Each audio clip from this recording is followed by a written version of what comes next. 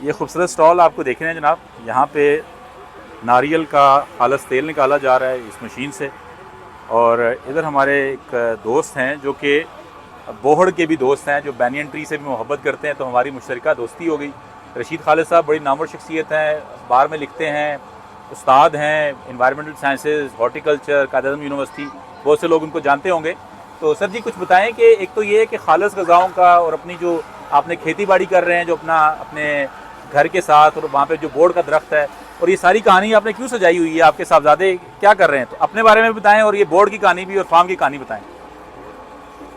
Banyan tree जी, बात यह है कि मुझे बोर्ड बैनियन ट्री बहुत पसंद है।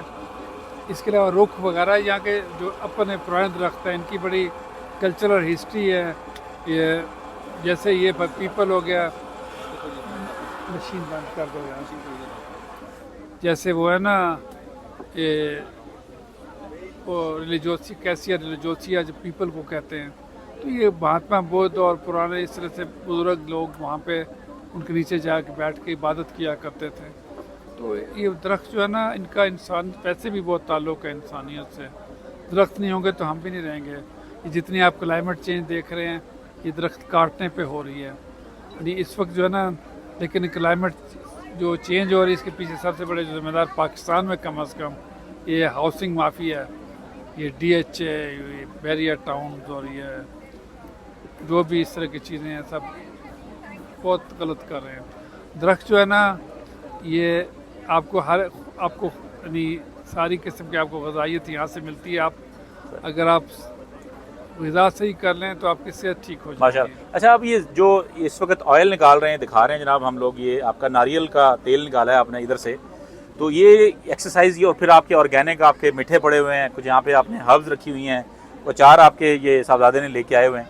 तो ये सारा कज़िया करने की क्या ज़रूरत है, मतलब आप क्यों ये लोगों को सिखा रहे हैं, क्यों एजुकेट कर रहे हैं कि खालिस चीज़ें खाएँ? देखें, खालिस चीज़ें खाएंगे, अस्पताल कम जाएंगे, खुश ज़्यादा रहेंगे, तो ज़िंदगी किस चीज़ का नाम है। हाँ, आपको खुश रहना चाहिए, खुश रखना चाहिए लोगों को।